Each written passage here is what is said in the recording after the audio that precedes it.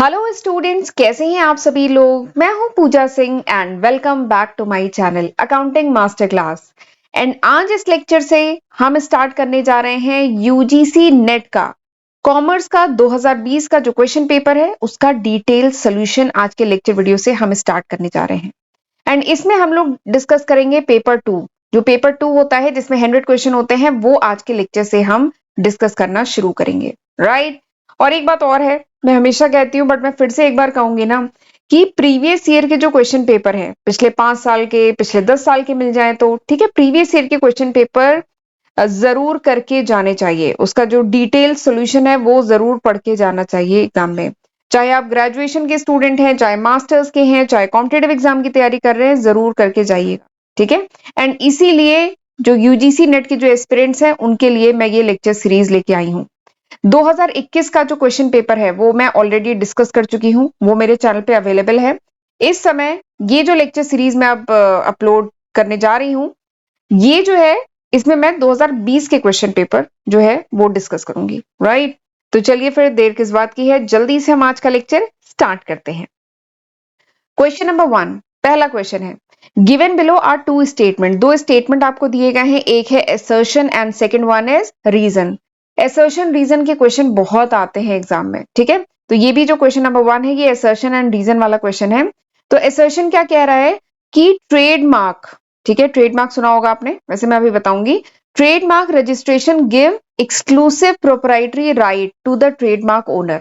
Assertion कह रहा है कि ट्रेडमार्क का जो रजिस्ट्रेशन है ये एक्सक्लूसिव राइट देता है ट्रेडमार्क ओनर को उसको यूज करने का, ठीक है। रीजन क्या दिया गया है कि ट्रेडमार्क एक रिकॉग्नाइजेबल साइन है, ठीक है, या कह लीजिए डिजाइन है या एक्सप्रेशन होता है विच आइडेंटिफाइज प्रोडक्ट और सर्विस। ट्रेडमार्क एक रिकॉग्नाइजेबल साइन, डिजाइन या एक्सप्रेशन हो सकता है जिससे हम उस प्रोडक्ट को या उस सर्विस को आइडेंटिफाई कर सकते हैं, डिस्टिंग्विश कर सकते हैं फ्रॉम द अदर प्रोडक्ट, ठीक है। And it is particular source from those of the others and are use to claim exclusive proprietary right of the product या सर्विस। यानी ट्रेडमार्क को यूज किया जाता है ताकि जो भी साइन है या डिजाइन है या एक्सप्रेशन है उस पर एक्सक्लूसिव हमारा अधिकार है, ठीक है। जो भी ट्रेडमार्क ओनर है उसका अधिकार है, इसको शो करने के लिए ट्रेडमार्क यूज किया जाता है, ठीक है। तो आपसे पूछा जा रहा है कि क्या ये जो चार ऑप्शन है, ABCD चार ऑप्शन है, इसमें से क्या सही है। चार ऑप्शन क्या दिए गए हैं, इसमें पूछा जा रहा है कि क्या both A and R are true and A and reason is the correct explanation of A। दूसरा पूछा जा रहा है कि दोनों ट्रू हैं and R is not correct explanation of A।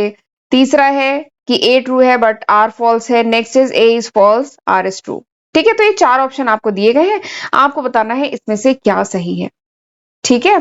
तो सबसे पहले तो ये क्वेश्चन आप तब कर पाएंगे when you have idea about the trademark. अगर आपको ट्रेडमार्क पता है तो ये क्वेश्चन आसानी से कर लेंगे, और अगर नहीं पता है तो भी कर लेंगे क्योंकि मैं अभी आपको डिटेल बताने वाली हूँ ट्रेडमार्क के बारे में, ठीक है। सबसे पहले तो ट्रेडमार्क होता क्या है, ट्रेडमार्क क्या होता है। तो आपने वैसे ट्रेडमार्क ये कोई आपके लिए मुझे नहीं लगता कोई न्यू वर्ड होगा। ट्रेडमार्क सुना होगा पहले आपने, आप लोग मार्केट जाते हैं या न्यूज वगैरह देखते होंगे, अखबार पढ़ते होंगे, ये वर्ड काफी फ्रिक्वेंटली यूज होता है। तो ट्रेडमार्क एक रिकॉग्नाइजेबल फ्रेज भी हो सकता है। ट्रेडमार्क क्या है, एक रिकॉग्नाइजेबल फ्रेज भी हो सकता है, वर्ड भी हो सकता है, सिंबल भी हो सकता है, ठीक है, वही लिखा है, साइन भी हो सकता है, डिजाइन भी हो सकता है, एक्सप्रेशन। एक्सप्रेशन मतलब कोई फ्रेज भी हो सकता है जो क्या डिनोट कर रहा है, कोई स्पेसिफिक प्रोडक्ट, ठीक है, या सर्विस के लिए जिसको यूज किया जा रहा है। और ये एक कह लीजिए लीगल राइट होता है। एंड जो ये जो ट्रेडमार्क होता है ये क्या करता है, डिफरेंशिएट करता है, किसी पर्टिकुलर प्रोडक्ट या सर्विस को डिफरेंशिएट करता है with other product and services of similar kind. यानी मार्केट में और जो डिफरेंट प्रोडक्ट हैं, सर्विसेज अवेलेबल है, उनको जो ट्रेडमार्क है वो डिफरेंशिएट करता है। जैसे जो नाइकी है उसका क्या है, सिंबल, ये क्या है, ट्रेडमार्क है, ठीक है, ये उसका सिंबल है। तो ये नाइकी का ही सिंबल है जो इसको दूसरे जो सिमिलर टाइप के ब्रांड है उनसे अलग करता है, ठीक। This is trademark. And trademark registered भी हो सकता है, अनरजिस्टर्ड भी हो सकता है। तो ट्रेडमार्क एक तरीका का क्या है, IPR। ट्रेडमार्क क्या है, IPR। IPR क्या होता है, इंटेलेक्चुअल प्रॉपर्टी राइट, ठीक है। ट्रेडमार्क क्या है, इंटेलेक्चुअल प्रॉपर्टी राइट है। चार और तरीके के IPR भी होते हैं, ठीक है। एक पेटेंट नाम सुना होगा आपने, पेटेंट होता है, कॉपीराइट होता है, पेटेंट होता है, कॉपीराइट होता है, ट्रेडमार्क होता है, ठीक है। तो ये भी कुछ दूसरे फॉर्म्स हैं आईपीआर के, इंटेलेक्चुअल प्रॉपर्टी राइट, ठीक। तो यहाँ पे जो आपको दिया गया है क्वेश्चन में, एक बार स्क्रीन को क्लियर करूंगी। यहाँ पे जो आपको क्वेश्चन में दिया गया है, असर्शन क्या दिया गया है कि trademark registration give exclusive proprietary right to the trademark owner. तो हाँ, ये सही बात है कि जो ट्रेडमार्क का रजिस्ट्रेशन जो कराया जाता है, इससे जो ट्रेडमार्क जो ओनर होता है उसको एक्सक्लूसिव राइट मिल जाता है ओवर दैट सिंबल या डिजाइन या साइन या जो फ्रेज है, वर्ड है, उस पर एक एक्सक्लूसिव राइट मिल जाता है। तो असर्शन सही है। और इसका रीजन क्या है? रीजन एकदम सही यहाँ पे बताया गया है, क्योंकि जो ट्रेडमार्क होता है वो एक रिकॉग्नाइजेबल साइन, डिजाइन, सिंबल होता है जो identify which identifies product and service, जो आइडेंटिफाई करता है उस प्रोडक्ट को पहचानने, उस सर्विस को पहचानने में मदद करता है, जो डिफ्रेंशिएट करता है उस प्रोडक्ट या सर्विस को from the other product and service, ठीक है। इससे एक्सक्लूसिव प्रोप्राइटरी राइट मिल जाता है उस प्रोडक्ट एंड सर्विसेज का, ठीक है। तो यहाँ पे असर्शन भी सही है, रीजन भी ट्रू है, एंड रीजन जो है this is the correct explanation of this assertion, ठीक। तो आप समझ गए होंगे यहाँ पे आंसर कौन सा सही है, option A is the correct answer, ठीक है। समझ में आ गया। चलिए आगे बढ़ते हैं अगले क्वेश्चन की तरफ। अच्छा, आगे बढ़ने से पहले मैं थोड़ा सा बताना चाहूंगी कि this is the list of subject जो मैं आज की तारीख यानी जुलाई 2023 तक अपने first channel accounting master class पे कवर कर चुकी हूँ। अगर ये वीडियो आप कुछ महीने बाद देख रहे हैं, कुछ साल बाद देख रहे हैं, तो होपफुली मैं इसमें काफी न्यू सब्जेक्ट ऐड कर चुकी होंगी। ये अभी तक है, जुलाई 2023 तक। तो जरूर इसकी हेल्प से पढ़िएगा एंड अपने फ्रेंड्स के साथ भी जरूर शेयर करिएगा। आपके लिए मैंने 700 से भी ज्यादा वीडियो लेक्चर्स अपने चैनल पे अपलोड किया है, तो जरूर इनकी हेल्प से पढ़िएगा। सारे ही जितने सब्जेक्ट हैं उनकी सेपरेट प्लेलिस्ट मैंने अपने चैनल पे अपलोड की हुई है। एंड अगर मेरे चैनल पे जो अपलोडेड वीडियोस हैं उनके नोट चाहिए, then you can download my application from Google Play Store. आप गूगल प्ले स्टोर से मेरी जो एप्लीकेशन है अकाउंटिंग मास्टर क्लास के नाम से, वो डाउनलोड कर सकते हैं। वैसे उसका लिंक भी आपको डिस्क्रिप्शन में मिल जाएगा। एंड अगर चैनल अभी तक नहीं सब्सक्राइब किया है तो प्लीज सब्सक्राइब कर लीजिएगा। मेरा first channel accounting master class के नाम से एंड सेकंड चैनल है पूजा सिंह के नाम से। दोनों ही चैनल पे आपको कॉमर्स स्ट्रीम के जो डिफरेंट सब्जेक्ट्स हैं उनके लेक्चर वीडियो सीरीज मिलती है, ठीक। एंड प्लीज लेक्चर को लाइक जरूर किया करिए। एक एक वीडियो बनाने में बहुत एफर्ट लगता है, तो प्लीज हमें मोटिवेट करते रहा करिए एंड हमें कमेंट करके बताते रहा करिए कि हाउ वाज दिस लेक्चर, ये लेक्चर कैसा था, आपको समझ में आया कि नहीं, राइट। तो चलिए आगे बढ़ते हैं अगले क्वेश्चन की तरफ। अगला क्वेश्चन क्या कह रहा है कि यहाँ पे दो स्टेटमेंट दिए गए हैं, स्टेटमेंट 1 एंड स्टेटमेंट 2 आपको दिया गया है, और चार ऑप्शन यहाँ पे आपको दिए गए हैं। आपको बताना है कि स्टेटमेंट 1 स्टेटमेंट 2 क्या दोनों सही है, या स्टेटमेंट 1 एंड स्टेटमेंट 2 क्या दोनों फॉल्स है, या स्टेटमेंट 1 करेक्ट है, स्टेटमेंट 2 फॉल्स है, या स्टेटमेंट 1 इनकरेक्ट है, स्टेटमेंट 2 ट्रू है, ठीक है। तो ये चार आपको ऑल्टरनेटिव दिए गए हैं, आपको बताना है कौन सा सही है कौन सा गलत है, ठीक। अब ये जो क्वेश्चन है ना, this question is from income tax, ये क्वेश्चन इनकम टैक्स का है, ठीक। और एक चीज बताना चाहूंगी, इनकम टैक्स में जो टॉपिक है ना ग्रेच्युटी, उससे रिलेटेड ये क्वेश्चन है, जो मैं ऑलरेडी अपने चैनल पे अपलोड कर चुकी हूँ। ग्रेच्युटी का एक सेपरेट वीडियो मैंने अपने चैनल पे बनाया हुआ है, तो आपको डिटेल में समझना है तो आप वहां से पढ़ सकते हैं। बाकी इस क्वेश्चन को सॉल्व करने के लिए जो इन्फॉर्मेशन चाहिए वो मैं आपको बताऊंगी, ठीक। तो स्टेटमेंट 1 क्या कह रहा है, स्टेटमेंट 1 कह रहा है कि gratuity received by government employ, जो गवर्नमेंट एम्प्लॉय जो ग्रेच्युटी रिसीव करते हैं, this is exempted from tax, वो टैक्स से एग्जेम्प्ट होता है under section 10(10)(1) of the Income Tax Act 1961।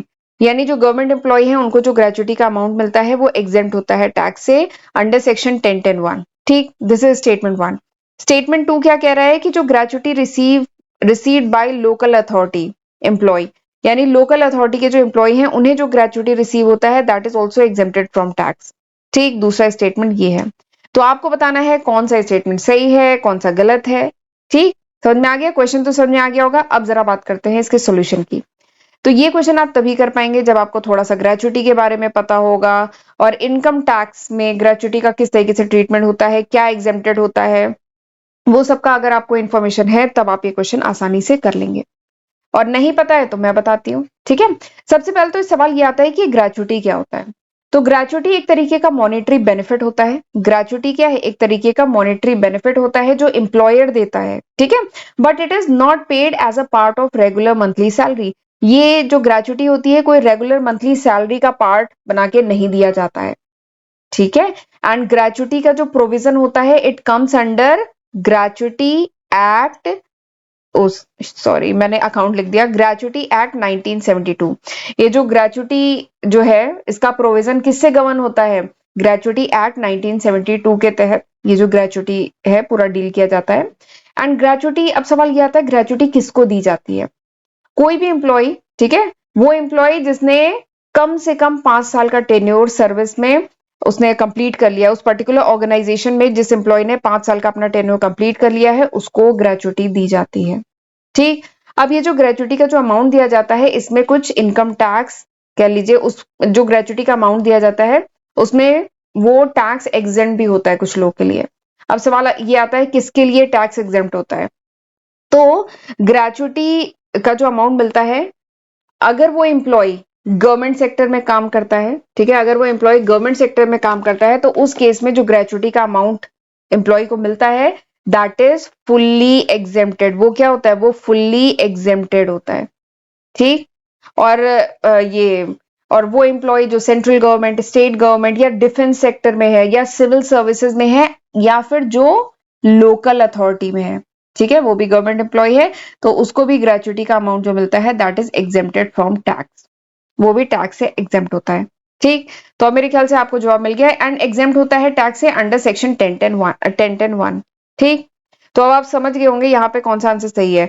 दोनों ही स्टेटमेंट यहाँ पे जो लिखे गए हैं वो दोनों ही सही हैं। Gratuity received by government employ, government employ को जो ग्रेचुटी रिसीव होती है वो एग्जेम्प्ट होती है टैक्स से, सेक्शन 1010(1). और ग्रेचुटी जो लोकल अथॉरिटी के जो एम्प्लॉय हैं, ठीक है, लोकल अथॉरिटी के हों, डिफेंस सेक्टर के हों, सिविल सर्विसेज के हों, स्टेट गवर्नमेंट के हों, सेंट्रल गवर्नमेंट के जो एम्प्लॉय, उन सबको भी जो ग्रेचुटी का अमाउंट मिलता है वो भी एग्जेम्प्ट होता है टैक्स से। तो अब आप समझ गए होंगे यहाँ पे कौन सा आंसर सही है। Option A is the correct answer, right.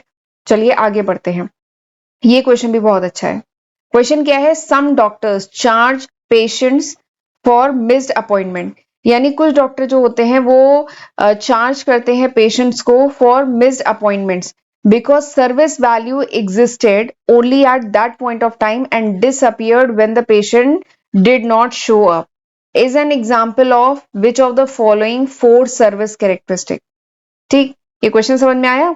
देखिए, अगर सपोज करिए कोई पेशेंट है, उसने अपॉइंटमेंट लिया है, एग्जांपल लेते हैं फिजियोथेरेपी करानी है किसी पेशेंट को, उसने अपॉइंटमेंट लिया है 4 बजे का, ठीक है, उसने अपॉइंटमेंट लिया है, 4 नहीं, सपोज करिए दिन में 12 बजे का उसने अपॉइंटमेंट लिया है, ठीक है।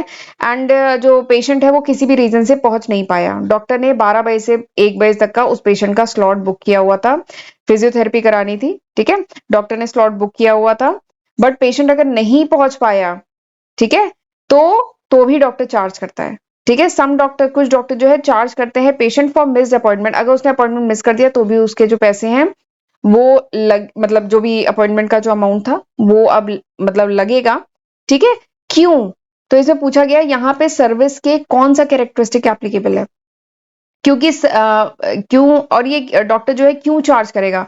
12 से 1 तक पेशेंट नहीं पहुंच पाया बट फिर भी जो भी उसके चार्जेस थे डॉक्टर के वो मतलब लगेंगे, तो ऐसा क्यों है? क्योंकि सर्विस वैल्यू जो एग्जिस्ट कर रही थी वो डॉक्टर ने जो समय निकाला था वो 12 से 1 का ही स्लॉट निकाला था, it was existed at that point only. And भले ही वो पेशेंट नहीं अपियर हो पाया, उस समय नहीं आ पाया, ठीक है, बट वो जो सर्विस थी वो इसी स्लॉट में अवेलेबल थी। तो आपको बताना है कि यहाँ पे जो बात हो रही है जिसकी, वो सर्विस के कौन से कैरेक्टरिस्टिक की बात हो रही है। ठीक, एंड दिस क्वेश्चन मैं इसे बहुत इंपॉर्टेंट मार्क करूंगी। देखिए जो सर्विस है, अब ये जो क्वेश्चन है ना, this question is from service marketing, ये जो क्वेश्चन है ये सर्विस मार्केटिंग का क्वेश्चन है, ठीक है, एंड ये काफी इंपॉर्टेंट क्वेश्चन कहूंगी।